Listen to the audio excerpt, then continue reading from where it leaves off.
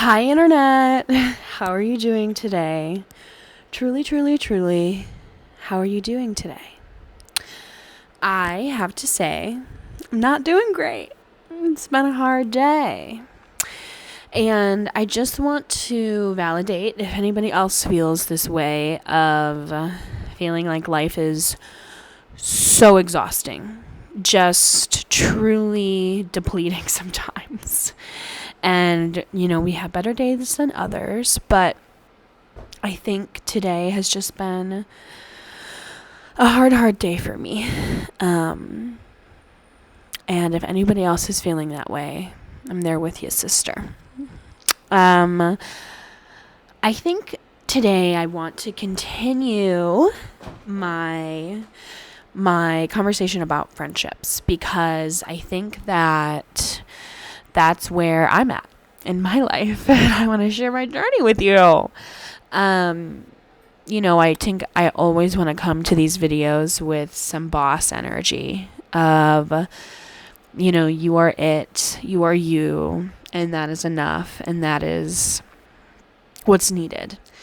But I think, my last couple of videos, I've been really personal and really stepping into talking about my story in life. And I think this is a time in my life where I'm really reflecting just on my friendships and what kind of friendships I want to have in my adult era. And I feel like the people that you are around reflects who you are. And I'm just really realizing that I need more. And I think as somebody who falls into the caretaker role a lot of the time in relationships, and is a boundary that I really have to work on, I feel like I don't want to do that anymore. And that's something that I have to be conscious about.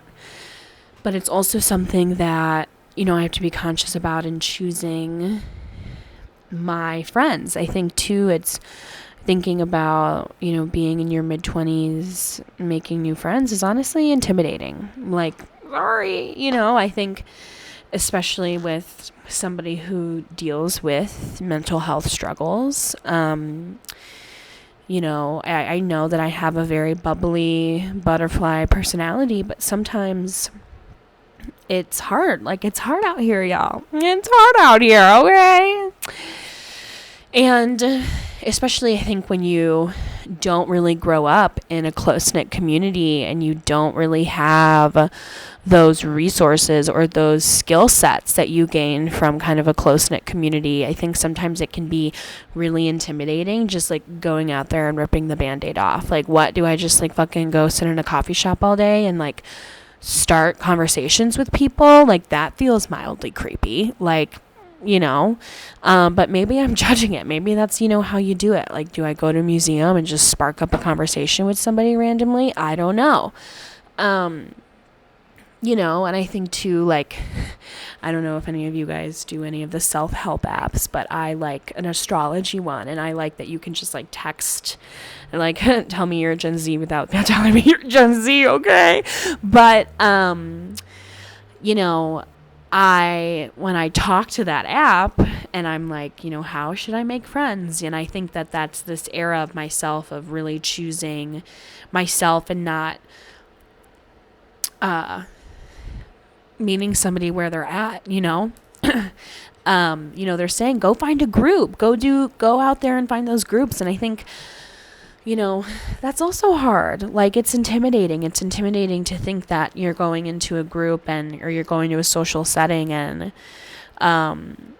really just again, I'm saying, ripping the Band-Aid off and being vulnerable. That's hard. I think it's a lot easier for our generation today to do what I'm doing, talking into a computer screen, still being alone, rather than going out there and socializing. And that's scary. I feel that gut within myself. And I feel I know that's not truly who I am. And I think that's more so just my mental health. But it's hard to fight past that when you feel that has been your norm. I think too, these parts of myself are the reason why the maternal part comes out and why I end up getting in relationships where I'm kind of managing everybody. And so, it's really tough to break those cycles and to sit with yourself and be honest. And I think too, as somebody who is very self-aware, I'm thinking also to myself, these are things that I need to do. And I think that's true. There are certain parts where, I can just like get up and go out there. At the other hand, though, I don't want to blame myself. I don't want to like place that blame. I don't want to should, you know what I mean? I don't want to do those sort of mindsets or way of thinkings because I think they almost enable the change, So that's hard, and that's what's going on with me, internet, to share with you. If anybody else can relate, or if anybody else can give advice or something, I'd love to communicate in the comments. I've really been inspired by people's vulnerabilities, commenting on my videos, and has given me inspiration to talk about certain subjects and things. And, I think I try to say to myself too, like, even those people that are busy and do seem quote unquote successful in their own right, like, I think we all feel can feel like we're not doing enough, or, that we're not satisfied in what we're doing. And so, too, it's like, I think I said this in my other video, like FOMO feels like, it's based in comparison. And I don't want to say that it's full-blown social construct, but I think, millennials and Gen Z, alphas, whatever the other below Gen Z, generations are called. Like, I think it, being so connected to your phone and the way that we compare, and I think the way that is internalized in the way that we socialize can be really harmful. And so when I start to have those FOMO sort of mindsets, I'm like, that's not me.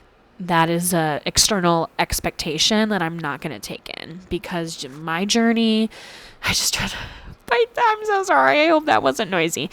I don't want to take that in because it's not my responsibility. And I think that's a part of the way that we're socialized, and thinking about even our society and the way that money is pedestaled. Like, I think that's all connected.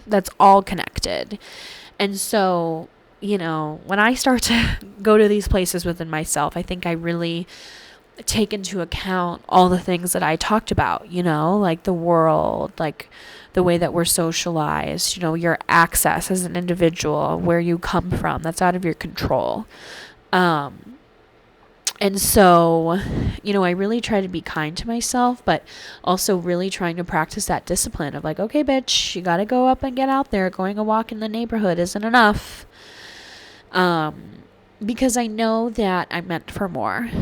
I know that I am more, and I'm even meant to. I know that I am more, and that's why I have these skill sets, and I want to champion that into you too. I think so many times, especially as women, I think everybody can experience this in their own way, but sometimes what you're good at isn't necessarily what you want to do. And I think as women, you're kind of bred to take care of. You're bred to do that, managing everybody, looking out for everybody. And, I, in very detrimental years in my upbringing, I don't think I had that. So I think that's why in my life and in my energy as who I am as a person, I picked up and adapted to what I didn't have. I think, some people can experience that and become, what they experienced and witnessed. And, there's like this tale of like these two twins seeing their dad, and one of them is successful and one of them is an alcoholic, and they both say, oh, well, I watched my dad, so it's really up to you what you do with what you're given. Unfortunately, it's the sad fucking truth, like nobody's gonna come and save you, nobody's gonna do it for you. And I need people on that fucking wavelength. Like, that's my energy. That's where I'm at. I want to do this shit. I want to do the things that I don't want to do. I want to do the things that make me uncomfortable, because that's the only way you're going to grow. That's the only way you're going to get out of what you are experiencing. And I think I was just having this conversation with a mentor who knew my dad. Somebody in my life is a very close family friend. And, we both were kind of agreeing that conflict and transgressions, are a point for growth. They don't have to be negative things. And I think in a lot of rehabilitative practice, sometimes things can be classifying. And I think sometimes there's this essence of like, well, conflict is bad. And that there's truth to that. Conflict is uncomfortable. The transgressions are uncomfortable, but that doesn't mean it has to be bad. That doesn't mean that it has to be looked at as something that is negative. Repairing harm isn't about criticizing somebody's personal. It's about, hey, my needs aren't being met. And sometimes when someone's needs aren't being met, it's never about that person or that individual. And I think people don't have the access to grow that critical thinking point. People don't have the resilience or want to even do that sometimes. And I have empathy for that. There are a lot of layers to why somebody wouldn't do that. But I think in my own life, I've noticed that I've been too empathetic. And therefore, I haven't set enough boundaries in having that respect. And that's also sometimes a hard truth. And so, I think this video today is really just to say, like, you're not alone. And, we're all products of our environment. We're all products of our environment. And it's what you do with that. That builds you as an individual. And so I think that living is a very, very layered thing, and it's fucking exhausting. It's truly, truly, truly exhausting. So I just wanted to validate that for you today. If you're exhausted and you're burnt out, girlie, me too. Me too. Me too. So that's our talk for today, everybody. So much love.